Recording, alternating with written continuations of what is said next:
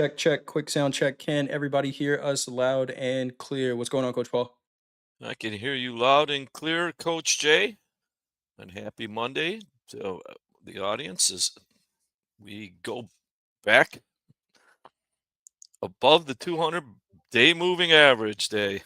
Yes, yes, we did. Good. Happy Monday. Happy Monday, everyone. Welcome all of our buzzer beaters to At the Buzzer. This is your first time here. The goal of this session is to review what happened in the markets for the day. We may talk about some markets that you have not traded before, but we believe our goal as traders is to identify opportunity. We want to see how we could take advantage of those opportunities while managing our risk. This is our first time meeting. I'm Coach Jay, been a top step performance coach since June of 2023. And that is Coach Paul. Coach Paul, go ahead and introduce yourself. Hey, I'm Coach Paul. I've been with Topstep for 2 years. I have 4 decades of experience in futures trading industry. I'm here to share some experience, some knowledge, and perhaps help you become a better trader. Awesome stuff. Thank you for joining us, Coach Paul, and all of you in the chat. Let us know how you did today. Were you up on the day, down on the day?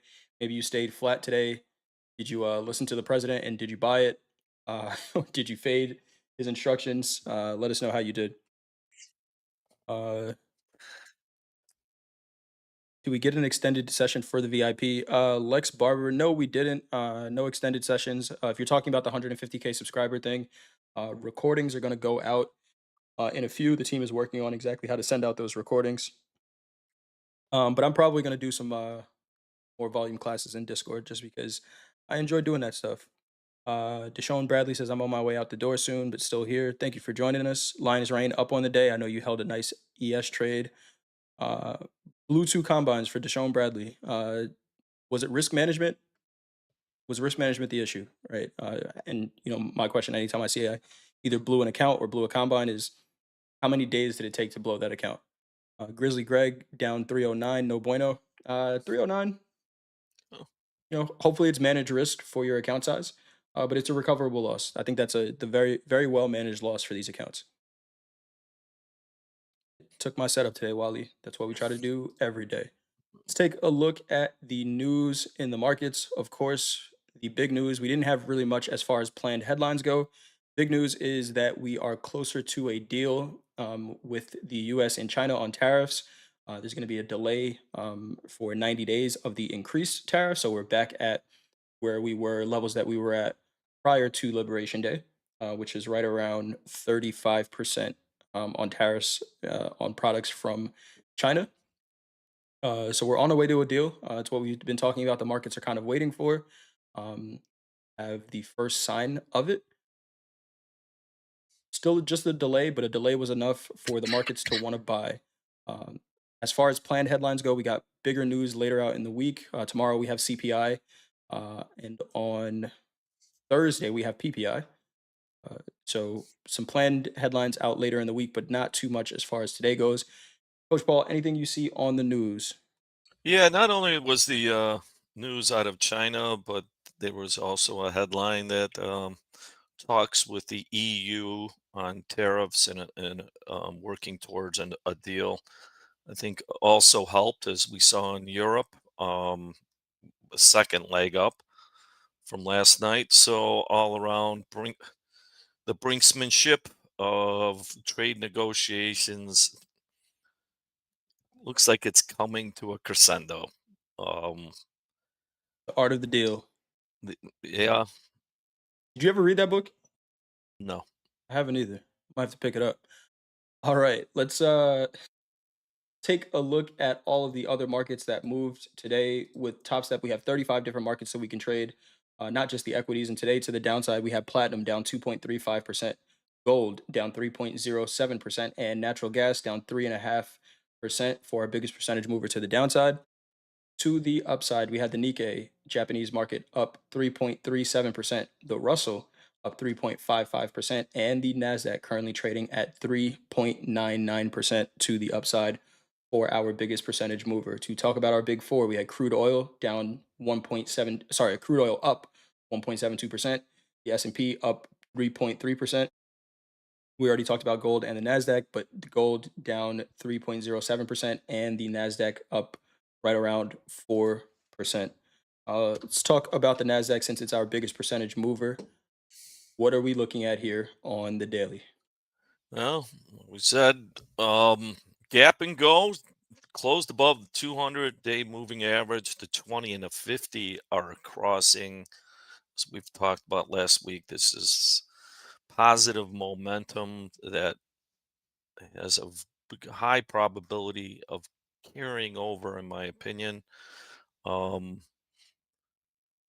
I mean, on the negative side, the lower the 20 and the 50 are under the 200, so that could weigh it down a bit, but overall, pretty bullish chart. How about you, coach? Yeah, pretty bullish. We did the you are here kind of map going back to 2022, and we talked about kind of this exact move. Now, how we get there is in question, or was in question, but the last time we did you are here, we were talking about crossing above this 50-day moving average and the potential test, and what we do at the 200 moving average. We're there now, right? We've tested it. Um, in about the same amount of days that it took the last time back in 2022. So let's see here now. This is very bullish price action, bullish fundamentally, if we're going to be making deals on tariffs. So we are right now within that 10% of the all-time high, still negative on the year, but about 7.5% off of the all-time high in the Nasdaq. But it looks pretty bullish. When we go down to a shorter time frame, today, obviously, I mean, we look at the 30-minute chart and we're above that 200 moving average on the 30-minute as well, coach. Yeah, we held that Friday afternoon on that really slow day. We tested that twice. Not surprised to see the gap and go. Um, they needed that news.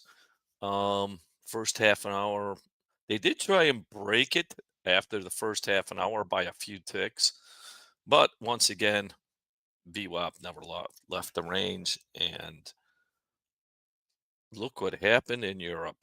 Yeah. So even before Europe, I mean, it wasn't the most convincing move to the upside. Like Coach Paul just said, we did get a little bit of an attempt to maybe fill that gap. Uh, there was no way we were filling that gap on that low volume. Maybe in the New York session, but not so much. But during the London session open, we'll go down to a shorter time frame chart, look at a 3-minute chart. That's when all of that news came out, and it was pretty much the range for the day. Uh, this candle here, and you know, you guys know how I like to give names to the candles. This is going to be the "We Made a Deal" candle, uh, and I'm gonna leave that on my. I'm gonna leave We that. made a deal, and that let's make a deal. Yeah, right. Deal or no deal. This is the deal or no deal candle. The range of that candle 20,505 up to 20,800 in the Nasdaq. It's a 3-minute. You can look at it on a different time frame. You might get a different range, but that general area is what I'm going to be looking at going forward for how the market responds to this range. Because again, fundamentally, something changed here. Uh, we have any real size on the tape. There was some decent bids that came in the S&P. Remember, on the way down, we've been seeing bigger orders on the sell side. There was a 1,000 lot bid that got filled in the S&P, and then another couple 600 lots that got filled as well. Mm, let's see. The whole way down, we really haven't seen size on the bid, um, and we sold off, right? But now we're seeing that switch a little bit. Let's look at the daily, see what the total volume is under. Yeah, was that average? Yeah, a little bit above average there. What was the value? On the Nasdaq, we traded 621,000. Average is 567. Daily ATR is 582. Talked about this as well, Coach. We All of this consolidation that we saw towards the end of last week, we were due for an outside range day. What was the range high to low in the Nasdaq today? About 614 points at the daily ATR, but you also got to keep in consideration we opened with a gap up of about 200 points. So some of that daily ATR, uh, you know, was or some of that outside move was a 200-point gap, and then we got a daily ATR move. pretty much in one direction, which is nice to see. We didn't trade 20,000, 21,000s. 20,996 was the high for the day. Uh, but, you know, there's always blowback session tonight. Yes, there is. Uh, Design it. Thanks for the recap. Thank you for joining us. All right, let's take a look at this 30-minute candle, coach. So, Coach Paul, I'm going to ask you on days like today, if you don't trade in the overnight session and you come in for New York, because that's what we have to do on fast markets, right? Where even if we Hmm. place trades, we're coming in, maybe traders don't even look at the overnight session and you only trade the New York session. How do you look at a market that's up 4% on the open if you're going to look to trade it? First of all, it depends on your plan. Yep. I asked that question myself, but I executed the opening range breakout. It broke out to the bottom Downside. first, and I lost $250. Um, that was all I was interested in trading. Um, it's a tough play with a big gap like that. Yep. Especially you know after what happened in Europe. It was like I don't know why I came out of Europe. Doesn't really matter technically speaking, but it came, and that was like you said, that was kind of the range of the day. Pretty So much. coming back into that, you um, it's so tempting to sell it. Um, Selling it because it's 600 higher. But if you have a plan to sell it and you have tight risk manage or proper risk management, I think tight is not good, but proper risk management, there were some opportunities. I find this a very hard day to trade for my style. But opening range breakout didn't work. I didn't even look at it again. Yeah, and we talked about that coming in, where trading during fast markets. I traded the S&P, so we'll switch over there really quick. Dakota was trading the Nasdaq, but yeah, it's a tough trade to take, right? Because you know fundamentally, and I'm not a fundamental trader, but we see the response to a it's okay to, or you better start buying, and now we're making a deal. If I'm going to trade it, I want to lose money buying it, right? And finding a place to, but it's the same thing. How much room is there left if I just buy it right off the open? I think that's the one thing I said during fast markets where I don't want to buy this off the open because if I did, if you buy it off the open, were you right eventually? Yes, you had to wait the whole day, right? 6 hours for 20 points in the S&P with a 40-point drawdown. And I think in this case, it was just be patient and wait for a reversal signal because it's not a surprise in this case to see profit taking as well when we come into the New York session and a little bit of a reversal of the move. Do want to point out a couple of things here. We frame this out. I would frame this out like any other news candle. Um, you know, because this is our deal or no deal candle. Uh, and then just looking for a reversal. I took a couple of longs here. The first one I took at 58.34, which was a pretty poor location for a trade. And then the other one I took at 58.27. I took that trade off for a scratch. I think I was trying to preempt a reversal here, coach. What we Yep. Go ahead. I could see why. Right. This looked like a bottom in formation here. I think I got long somewhere in here, and again, it was the right idea, but not the right timing. And as day traders, we need timing to kind of be on our side, unless we have a huge stop. A trade that I and didn't take, and and there it is. when I say be patient, this and you guys may have heard me call this out during fast markets. Again, it's not a trade that I took, so you know, ooh, he's the guy that calls out trades but doesn't take them. But did anyone take this trade here? Just curious, right? For we talk about this all the time. Again, we had to wait an hour just for this to trade to play out. But a lot of the time, Greg, you took it. Nice. So I just want to kind of recap the day, right? We just talked about markets being up 4% or 3.5% in the S&P. It's usually a tough trade. Almost every time we start the market with these conditions, hear Hogue say during the opening call, better trade location is going to come later on in the day, right? So he usually waits for the initial balance to be established. This candle right here set the initial balance, right? This was 1 hour into the market open, and we get that perfect reversal signal. We got to close above it. We can see outside of the open, that was the highest volume that we had for the day, and it happened at what was the low of the day for the New York session. It's kind of inexcusable for me to not take this trade because we're talking about a 12-point risk. Um, and again, that set the low for the day. But on days like this, I think it's extremely important to be patient and wait for that setup or wait for a setup, whatever your playbook is. Um, Especially if you were trying to buy this, because you know where I bought it, I would have gotten chopped up or taken a loss before it eventually went my way. But I also never really got a buy signal in this. So I think I got caught up in maybe uh, being a little eager to trade, kind of quote unquote knowing what's going to happen before it happens, but we never really know, right? So let the market tell you. And it just happened at a lower price.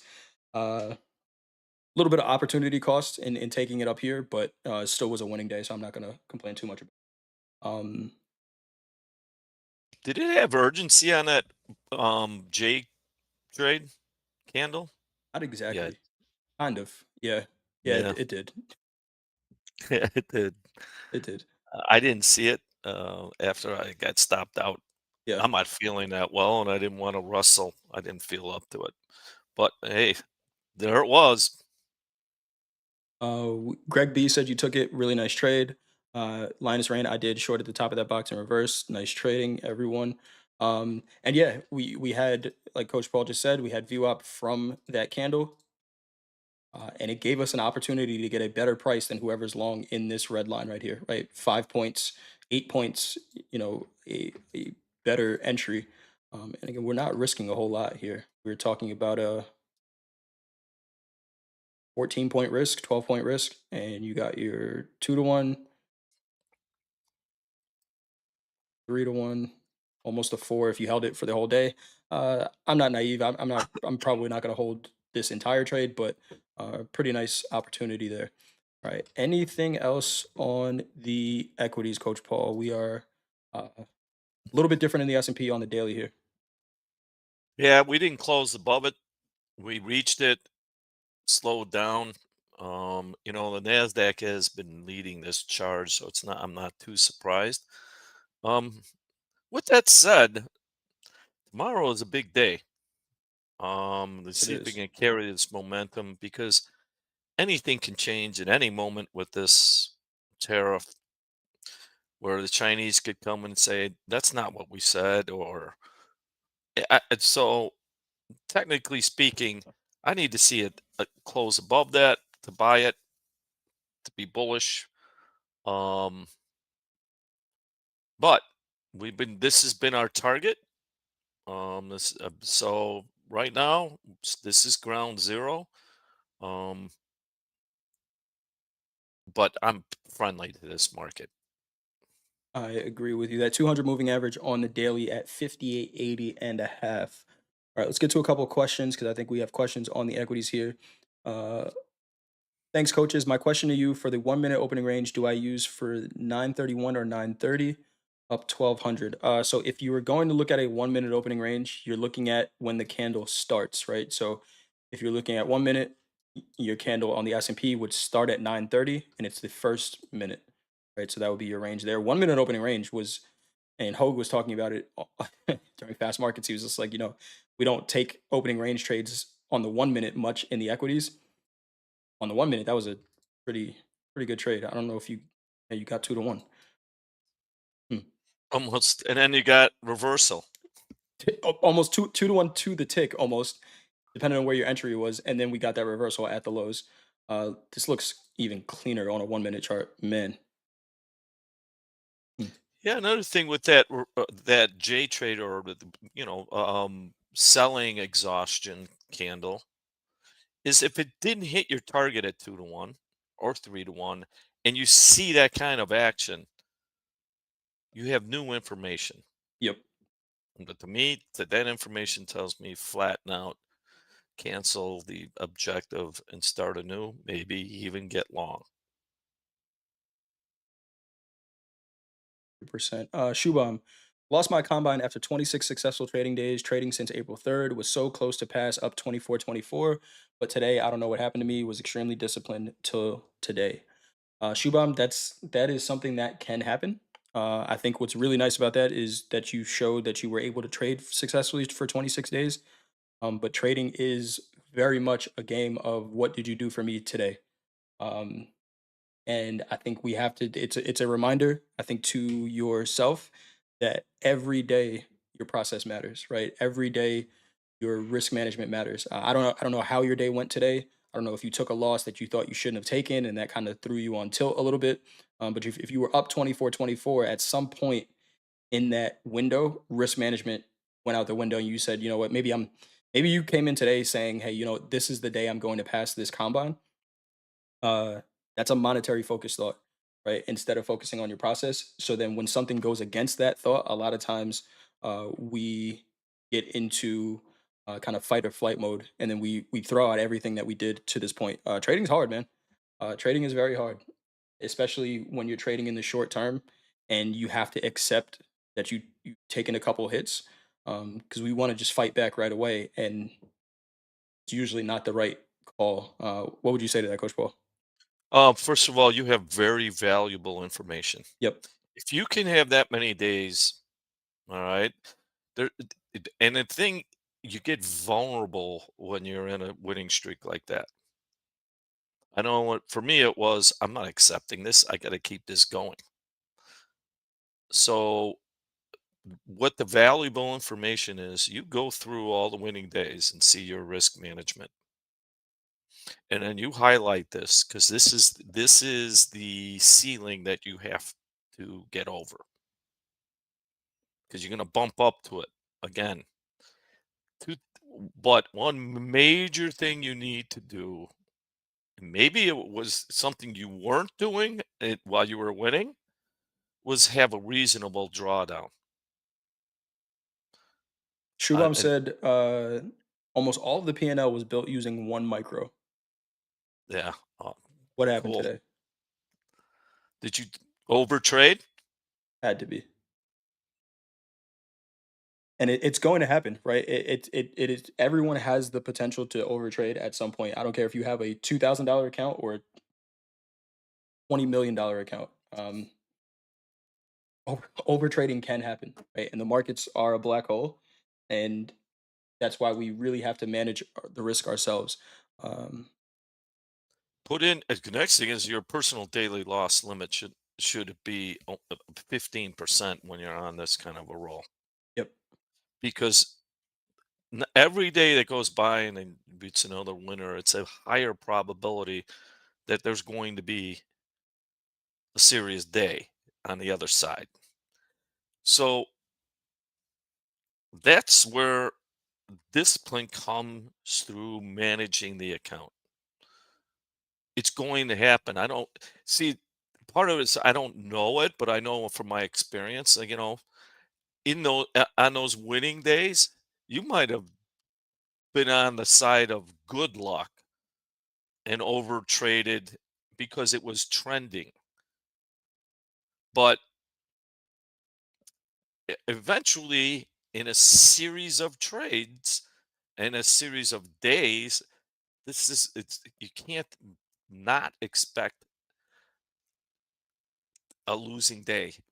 Key is you have to limit it, especially then because you have we get this two feelings: invulnerable, losing's not for me, or the other one is, oh, it's a losing day. I can't. I I can't need to get accept that that. back. Yep. I can't accept that. And so that's where it's really important to lock yourself out. Is tighten up at the top. Yeah. So learn from that. When you learn that lesson, it's a very valuable lesson in your future. Yeah. But if you did all that with one micro for a month, you're capable of doing it again. Just limit the downside. And Shubham said it in the chat, coach. put on max size once he got caught in the wrong side of a trade, and that happens, and that's why you have to set those disaster lockouts, right? Hey, everything is going wrong, just lock me out because everyone is prone to do that. Some people might not. I do it, right? If I get in a losing trade that I didn't expect, I want to just throw on size for the next trade to make it back, and it's just a natural response that I have, but that doesn't mean it's right, right? Sometimes I'm going to make decisions that I might look at in hindsight and say that was a terrible decision for yourself, and that's why we have to have measures in place to kind of stop that. There's nothing preventing us from clicking the button. Shout out to Andre. He, we were on fast markets today, and I was talking about taking this long, um, which would have been a good trade. But you guys know how I trade, and I'm a momentum trader, and there was really no momentum at this time. So I was talking about taking the long. Would it have played out? Yes. Was it kind of a 50-50 trade ish at this point? Maybe 60-40. But Andre called it out. He says, are you taking a trade just because you're antsy, right? And you want to put something on. And even if he was, incorrect, or my trade would have worked out, it's a good question to kind of ask yourself when you're sitting there thinking about, oh, I want to click the button, I want to click the button. Um, is it a good trade, or are you just fulfilling a need to put something on to be in the markets? It's a good question to ask yourself. And then if you ask and you say no, it's still a valid trade, then go ahead and put it on. All right.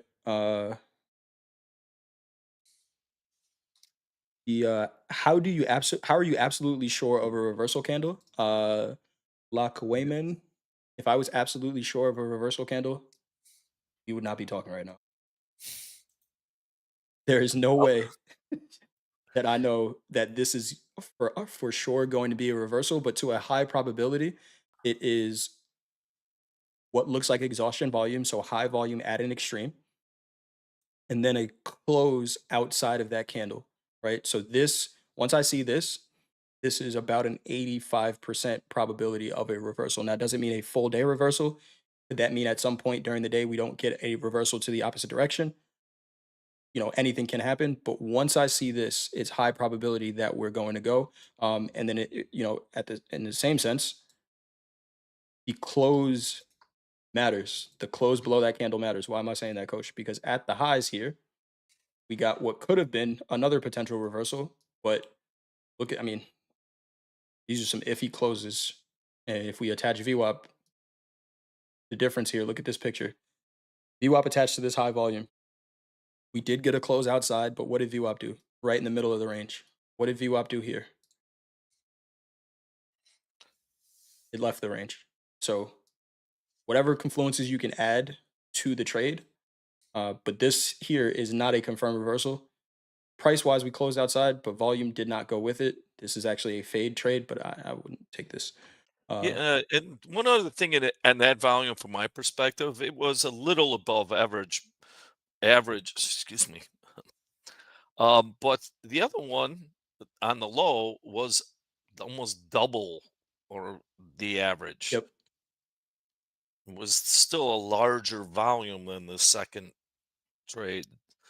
So one other thing I'd add to that, no, there is no certainty. All you can do is identify the opportunity yep, and frame out your risk and be willing to take that, thinking in probabilities, not certainties. Because the only thing that your only certainty you're going to find in trading is uncertainty, but it's a high probability. That's the key, and that's the way to think of it. 100%. All right. Let's go over to gold and then we'll get back to some of the questions. Oh, actually, let's answer this question real quick. Ko says, what is setting a daily loss limit meant to do, though? Is it purely psychological because it's the same market tomorrow? I would say no. It is not psychological at all. It is a, you know, pull the fire alarm, shut everything down, all operations closed. We need to stop. Could it be somewhat psychological? It could be, but you could be having you could have a platform glitch or your internet goes down and you don't have a stop in, but you have a personal daily loss limit and the system is going to say, hey, you know what? No matter what, even if you can't manage this position, it's going to stop you out, right? You could be a trader who doesn't set the the market lockout on Top Step X. So instead of taking 15 micros, you take 15 minis, and 2 points against you, it stops you out. So it's more of a logistical thing than psychological for sure, because shit happens. Um, and sometimes the shit that happens is, psychologically you're just destroying your account. Sometimes it's something from a platform perspective that's out of your control, but no matter what, you're not going to lose more than X. Has anyone here ever had a platform issue that cost them money? And then once you get back onto the charts, it costs you more money because you're frustrated? Ever happened to you, coach? Oh, yeah. Go and like you said, well, I like what you said, it's mechanical. Right. First of all, on the priorities, you're here to manage an account, not to manage the market. I don't know if we go into that enough because you you have a combine or an XFA or you're in live, you have a construct of risk management procedures. That's what it's the number one thing on the priority. So eventually, with experience, you're going to find this out. There's going to be days where your alter ego is not going to accept a normal losing day. That's where the psychology part is. But mechanically, your number one priority is to what? Preserve the capital of the account because you're being judged on how you manage the account. So to prevent that, that's why I claim 15% done. Because when you go back and then with experience and you add up all those days, if you would just limited it to 15%, Yep. you'd be in the game taking payouts. It's the hardest lesson because our front of mind in trading is it's kind of like a home run hitter, except we don't have home run hitting speed. And it's like, I, I got to hit it out of here. Well, if you don't have some way of cutting your ego off, it's really what it is. It's your ego Yep. because you get into that state. It's like, no, I can't do that. I need that money back. And it just, I mean, Market's like, yeah, Vegas come and get it. money, yeah, Vegas and Monte Carlo and sports betting. It's the number one commandment. Is eventually they'll get a large percentage are going to come back and lose even more. Don't do it. That's the beauty of having that cutoff. I'm telling you, 50% is too much. It's too much to recover from. Agree. Make it reasonable, and that's why it's there. What's up, coach? Let's talk about gold here. Take a look at gold on the daily. What are we looking at here? Well, still in the correction. Last time we had this kind of structure, it hit the 50-day moving average. Um, Boy, it came off hard and quick and hard last night. It was turn that chart upside down, and it's the equities. We've been Um, seeing that inverse correlation for a little bit. Interestingly, we settled right at the 20-day moving average. Um, In Friday, you're saying? Friday, Yes. Okay. uh, no room for. I mean, they came out early and often. Interestingly, though, the selling volume was average volume, daily volume. Yep. Anything else you see in there? That's about it. Just average. This is the first day. We had this consolidation day on Friday. Let's see. I'm curious to see whether or not that volume does pick up. Again, I'd asked you on Friday, is this market broken? We're still in an uptrend. And we've seen these pullbacks happen for the past 2 years. And like, oh, this is the top. Gold's done. It can't go any higher. And it just kept going higher. So fundamentally, are things changing a little bit? Yes. Is that fundamental shift enough to kill this rally in gold? I'm not going to say that. So let's see what happens at this 50-day moving average. 3160 is where it's at right now. Uh, but yeah, this is a pullback in an uptrend that we've seen time and time again right now. Some nice trades though. Nice trades. If we look at the first 30 minutes of last night, we're under the 200 moving average on the 30. Yes, and we were there Friday. Um, Interesting though. That first half an hour, that VWAP never left the range. It's kind of being forced. Mm, But here's a potential selling exhaustion trade, but it never took that high off. To me, that's kind of bearish. yeah, That that's was continuation high. signs. Yeah, that's so okay. I think I could. I'm willing to believe, and that's all we can do is believe. We don't really know that that is a liquidation trade. Seems like and was that what time was that? This right here, London Open. Hmm. London Open. Let's go down to the 3 minute. Right when that news dropped, the same news that moved the equities, it the moved gold as well. Well, that 3 minute was there was some urgency. Man, was there? I rewatched. Aaron does the London Open now. I rewatched this and he was just like, "Whoa, oh wow, oh wow, whoa!" Gold is moving because it happened so quick. This 3 minute candle here is 25, 26 points in 3 minutes. That's a huge move, almost a full percent in three And look minutes at the in gold. volume was the highest volume I think even that of the day. Yes, it was. Hmm. Yeah, yep. Highest volume of the day. We really didn't trade much higher than that. If we look on a higher time frame, if we look at this 30 minute, we can see we kind of traded in this range.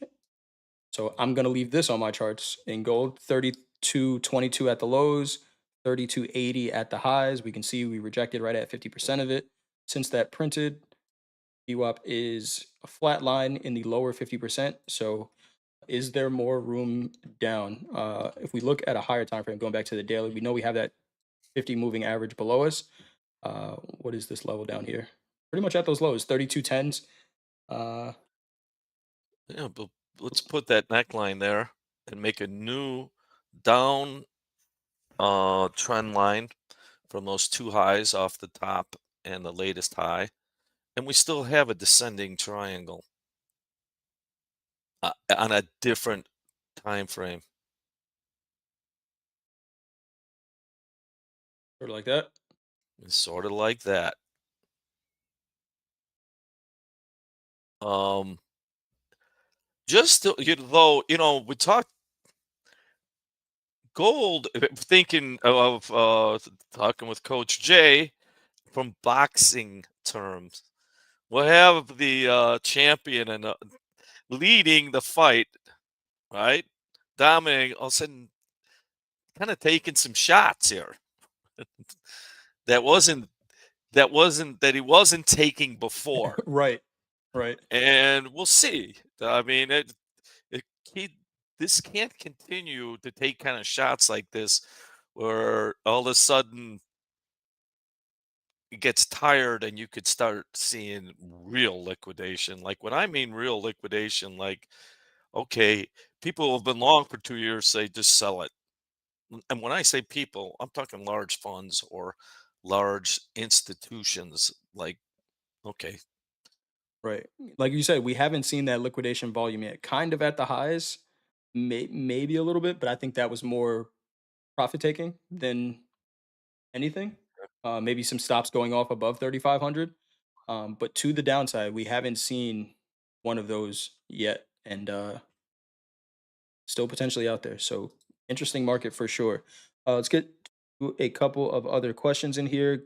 Chauncey asked, "How do we trade tonight, knowing the Grand Canyon is below us? Gap fill bias." Chauncey, if you have a gap fill bias, what I would say is let the market tell you that it's going to try to fill the gap. Uh, I don't know that I would just come in and short this because we have a gap lower, because we got a gap lower here as well. right? We have a gap here. We didn't fill it yet. These gaps Gaps do don't not have to have get to filled. be filled. Yep. They don't. Yeah, high percentage do, but don't get caught into that. Other thing, I mean, it's a good question. What plan do you have for getting short? And you don't have to worry. And then when you see that setup that you're willing to do, see what the risk is. Right now, it's to new highs at the least. I'm going to sell it here if it makes a new high. How much is that going to cost you? In tomorrow's range. That's just a simple plan. That's just a, a very simple plan, kind of like selling the opening range. But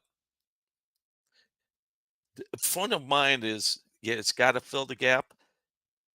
Yeah, think in probabilities, it probably will fill the gap. Where can I sell it with some sort of edge, Yep. with a known risk? Yeah. The it needs to fill the gap is like cousins to the I have to sell this because it's up too much. Oh yeah, Yeah, watch this. So I don't know if this is a legitimate gap, but let's say it was. Chauncey said, but every gap that I've seen since I started trading has been filled. Might be right. This gap, if this was real, was February 8th to the 9th of 2024. It got filled, but all these anybody who was selling this because the gap needed to fill had to wait until you had to wait about 400 days. about a year or 2 years actually from. So you have your stop loss is eternity, then maybe. Well, hopefully And you can afford that. yeah, whatever it is, trade your plan. All right. All right, let's move over to crude oil on the daily. Looked at the liquidation map. What's that? If you got a link, put it in the chat. Crude oil, Coach Paul, on the daily. What are we looking at here? Boy, we gapped, went above that. We've been waiting for this 20-day moving average. I think closed on it Friday. Yep, pretty And much right at it. boy, we went after it. And where did we go to? The 50, almost to the tick. Looking bullish, especially on light volume. This is lower than average volume, or average volume at best, I should put.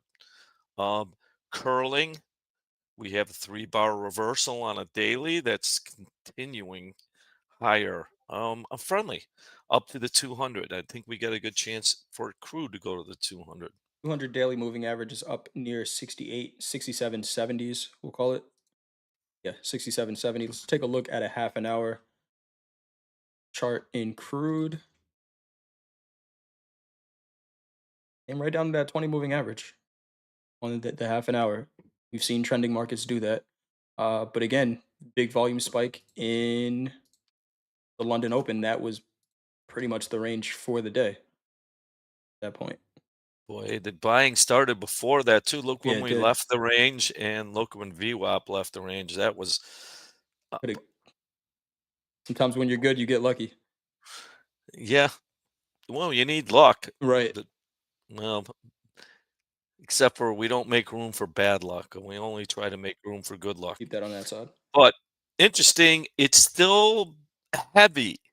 But the fact that it went to the 50-day moving average, right back to the 20-day moving average, still, and I'm still above the 200 on the half hour. I'm friendly to this market. Um, if these tariffs are truly going to be fulfilled and the economy has less risk, so the growth should come back in, which would create better than expected demand for crude oil. Did I just wax fundamentally? Yeah, it it does happen, but the fundamentals of this market are starting to change, and so is the flow. 100%. I don't remember if the house was long or short crude oil because we broke the range. We broke the opening range on both sides. They got long and then short. Okay, nice. So I remember sometime during fast markets, they made the decision to just cut the trade wherever it was at. Uh, and I get it. I mean, it took a little while. I could see where we peaked above the high of the opening range, probably first, and that got them in long. Uh, 15 tick stop, right? Not bad at all. Again, I really do like this trade because the risk is managed. And then if they flipped buys, solid trade as well. And at that point, if they flipped, you never really got a you could have held that the rest of the day. The one thing I do like, Coach Ball, and sometimes I caution to say this because we talked about how simple of a trade this is and not trying to overcomplicate it. But that candle close outside is a nice confirmation. Yeah. And what did we do? We went right back to the halfway point again. Yep. Um, Yeah. with This was a tough trade to hold down to here. Yeah. Well, crude is not a walk in the park. But if you're willing to take the risk and it's framed out, it's a lot easier to execute. Yep. If you don't, there's always this voice in the back of your mind that crude could just go up $3 on a trigger, Yep. Yeah. Had some and new. has. Yeah, as we did get some news out of the Middle East about a ceasefire between India and Pakistan. Um, that news may be affecting crude oil. Uh, got a question from Rolled Sushi. I might get sushi tonight. Uh, hey, coach. Currently on a 150K combine, trading one mini ES with a $500 personal daily loss limit as a scalper. Currently on a 1 week and 1 day red streak, my max loss limit is now 3K. My personal daily loss limit is 500, and I don't know if it's my strat. Uh, I like the 150K account, $4,500 drawdown initially, and right now your max loss limit is 3K. So it means at one point you were up on the account, and now you got a little bit of drawdown, which is fine. Um, go through your trades that you've taken, kind of journal your trades. I know you're a scalper, so there might be a couple of them, but see whether or not you're taking setups. Sometimes these setups that we take are just not going to work out, right? Maybe market conditions aren't facilitating it, or whatever it is. If you're a scalper, I think you should be able to trade in most conditions, but maybe the market conditions weren't favorable to your strategy. Uh, and review it from there. If you look at your trades in hindsight, right? Where if I look at my trades in hindsight, let's say in the moment I took this trade, took this long trade, but then when I go and review it, I say, yeah, I should have added, I should have took this with 20 lots instead of one. Then that's a setup that I would take again.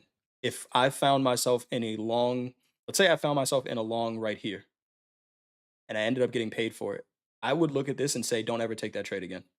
Is what was that based on? You just were hoping for something to work and it worked, right? But if my entry is close to here and this is something that I've measured, there's nothing wrong with your strategy. Keep trading it.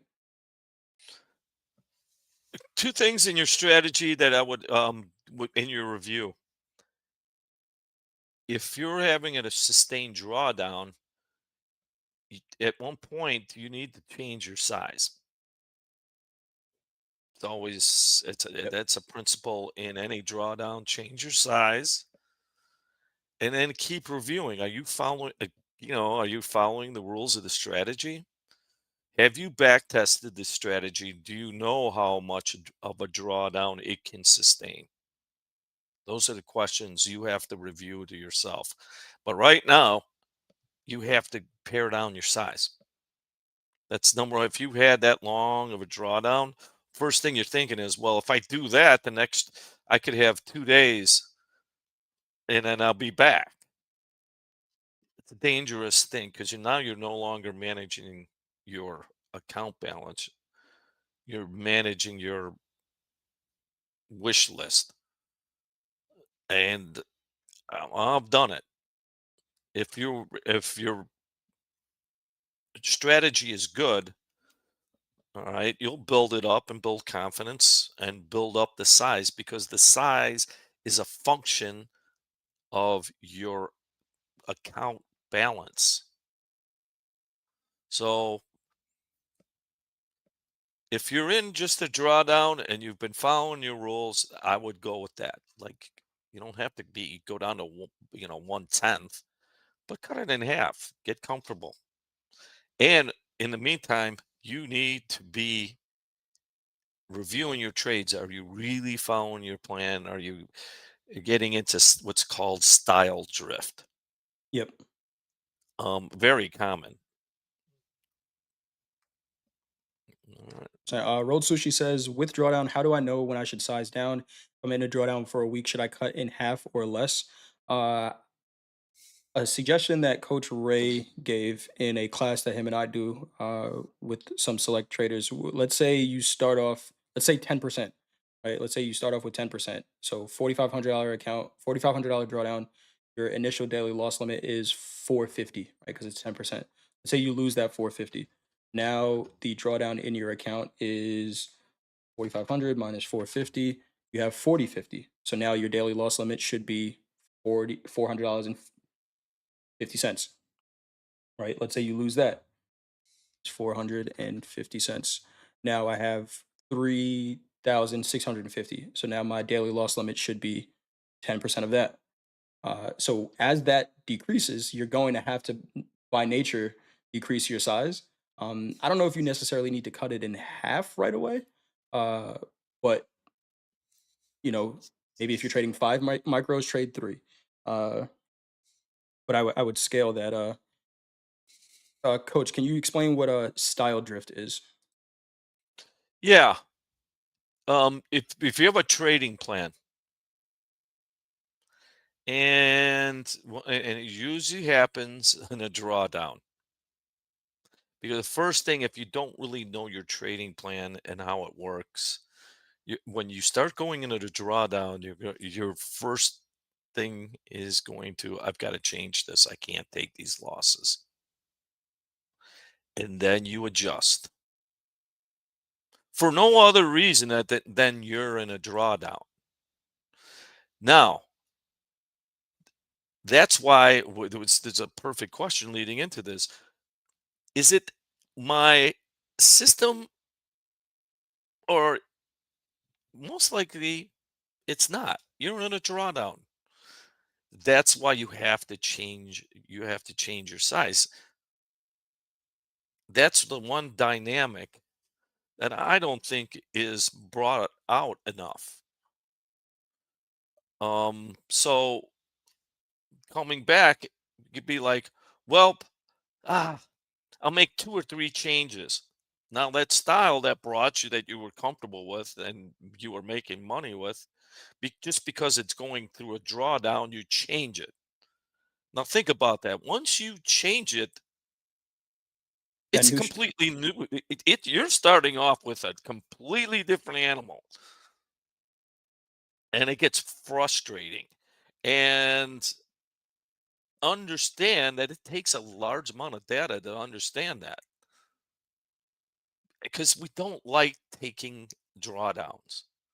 The smartest thing to do is cut down size, not change the plan. So if you understand your plan and you're comfortable in it, you need a big amount of data to decide that it's wrong. What you can do is change your size. Don't change the rules immediately. That's what style drift is. Any other markets? I realize we got about 4 minutes left. Some good Wow. conversation today. Balance of markets and who do we got to be as traders? Any other markets you want to talk about, Coach Paul? Um, Soybeans. Soybeans. JD has a follow up question to that style drift. Is a style different from a setup? If you change, okay, yeah, that could be the setup. Is your style? Yep, the setup. Now the setup hasn't worked 5 times in a row, and you're in a drawdown. So you change the equation of the setup, whether it's You changed whatever it is, you changed the rules in there. Because if you looked back, if I did that in the last week, then I would have made money or I would have lost less. Well, you've changed your style. It's an important concept versus because we don't baby it goes back to avoiding the drawdown. They come. And they're going to come. Yep. Good question. Great question. But Soybeans. soybeans, over the 200 moving average, the 20s crossed over. We held that. Tariff news, one of the big sectors that got hit, it was the soybean market. Um, if this continues to go to a friendly, I'll give you this tit for tat kind of thing, they could say there's no problem for them going, we'll buy some soybeans from you. I mean, that can really happen. Soybeans And was the a fun markets, market to trade last summer. yeah, it's the Nasdaq of the grain markets. When it's good, it's very profitable when you're on the right side. It can destroy you on the other side. But this market is holding and it's rallying. Um, it, buy the dips, especially By at this time of year. We now the weather stories start coming in. And it held against a big report. The WASD. supply and demand WASD report came out. I just at this time of year,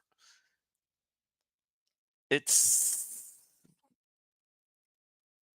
it's got a high probability of continuing to rally. It's pretty good. Here's that WASD candle right here. I know you said you look at regular trading hours and really not much of the overnight session. So two-sided trade today, but on that pullback, and then we get the WASD report. I would be looking at this range in soybeans, 1075 at the highs, 1058 at the lows. We can see we held 50% of that WASD report, so that looks pretty good there. That 3-minute candle was pretty much that range, so looking pretty good. Pretty good. I traded It's soybeans a lot last summer, and it was a good market to trade. it gapped open too Is that a gap open? Because I switched it to regular trading hours. Oh, last night, yes, it didn't it? did. Wow, look Yeah, at it that. did. So Gaps very everywhere. friendly action there. Yep. So upside in soybeans is All my right, target. one more before we go.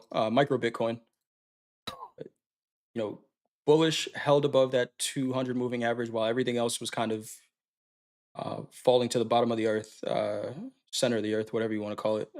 Micro Bitcoin held up and rallying. We're above 100,000. Did we test? So what I'd be looking for right here in Micro Bitcoin is 100,000 to be a support. Right? We haven't really tested it on a higher time frame. When we crossed above it, we might have tested it a couple times on the shorter time frame. Yeah, I remember this. So we crossed above it. We didn't really have a test of that 100,000 as a support on a higher time frame. Uh, that's what I would be looking at, but Yeah, look at that. this is bullish. Got up off that 200 in a half hour, Mhm. bounced, um, holding it well with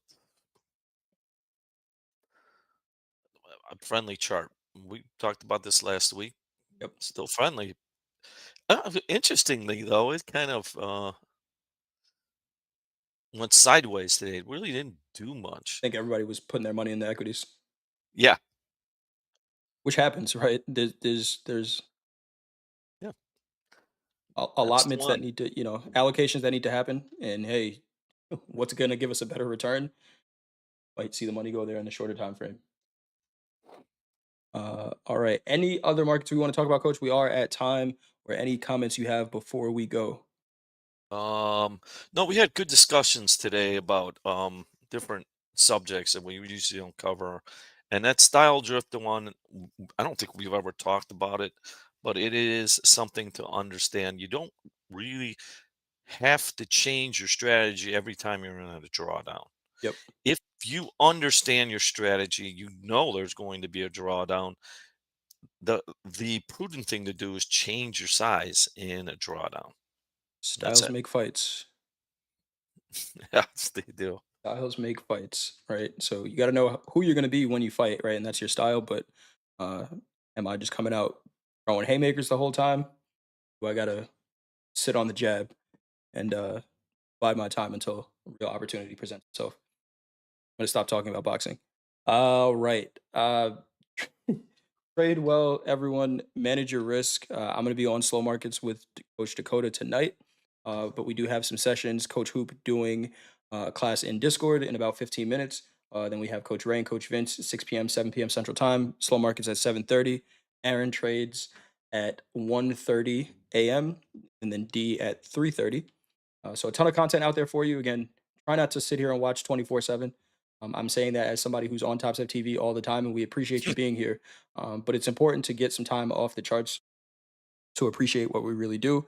You could always watch a replay. I watched the replay of Aaron this morning because I saw the charts go crazy, and I'm like, oh, I wonder how he responded to that. But I didn't do that until I woke up and got my day started. So um, Yeah, I got nothing. Go ahead, Coach. if you go to listen to Coach Hoop, ask him what's going on with the feeder cattle. I don't know if I'm going to be able to afford meat very soon. What's going on with the cows? What's Got to get that factory lab made meat. yeah, big explosive moves in both the live cattle and the feeder cattle. Interesting. All right, everybody. Have a great rest of your night. Trade well, manage risk, and we will see you all soon. Thanks, Coach. Thanks, Andrew. Bye.